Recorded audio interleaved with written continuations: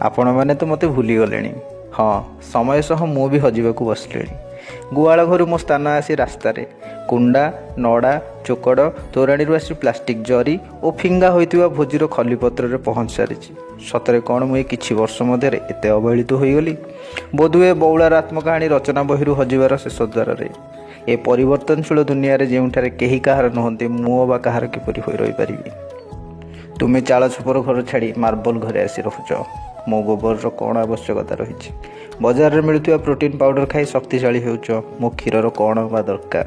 ବିଲାତି କୁକୁର ଧରି ବୁଲିବା ଲୋକ କାହିଁ ଅବା ମୋ ବାଛୁରୀ ସହ ଖେଳିବେ? ଆପଣ ଅବହେଳିତ ହେଲେ ଆପଣଙ୍କୁ କଷ୍ଟ ହୁଏ, ମୋତେ ମଧ୍ୟ ହେଉଛି।